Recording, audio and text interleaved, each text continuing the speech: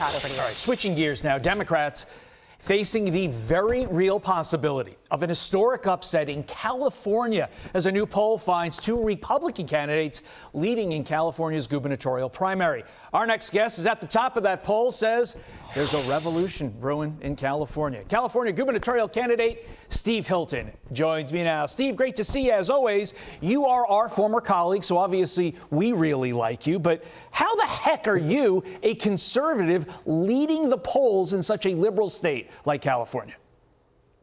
Well, the answer to that question is a very simple four-letter word. It's called MAGA, and it stands not for Make America Great Again, like the president would say, but the guy who's obviously on a presidential campaign right now across the country, Gavin Newsom. MAGA stands for Most Useless Governor in America, and that's Gavin Newsom, because California has the worst results of any state in America. We have the highest poverty rate, the highest unemployment rate, the highest cost of living, highest gas prices, highest cost for everything, insurance, housing, water, rent, you name it, car registration. Everything costs a fortune. You've got crime, you've got homelessness, the wildfire disaster, everything's a disaster. And so people are saying, we've had enough. We've had enough of this. We need change in California. And I've been traveling the state putting out a strong, positive alternative. $3 gas. Cut your electric bills in half. Your first $100,000 tax-free. No more free healthcare for illegal immigrants. A home you can afford to buy. I capture it in one word. Cal-affordable. That's my campaign, and people are really getting behind it, and it's great to see the energy and momentum that we've got. But, Steve, it's not just you. It's not just one Republican candidate at the top of the ticket. There's two, and admittedly, you are beating Chad Bianco 17-16 in this latest poll. But look at the two people behind you two. Eric Swalwell there at 13%, Katie Porter also at 13%. How much are these numbers also a rejection of all the candidates, namely Swalwell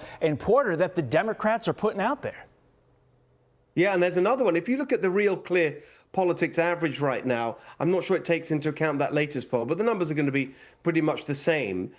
You've got Katie Porter on 10, you've got Chad Bianco, and another one, Tom Steyer, the billionaire climate fanatic, on 11%, Swalwell on 13, and I'm on 15.5. So whichever way you look at it, the Democrats that they're putting forward, as the president might say, they're not sending their best. These people are exactly the same kind of far-left insanity and useless career politicians that we've had now, and everyone's fed up with it. Look at who you've got in charge in California, Karen Bass and Newsom and all these people. Does anyone think that Swalwell or Katie Porter or Tom Steyer is going to take us in a different direction? Of course not. And people really want a new direction. And that's why I think, despite, of course, people look at California and say, well, it's so hard for a Republican to win, a deep blue state and all the rest of it. That may have been true in the past, but this year it's going to change. There's another really big thing everyone across the country should understand.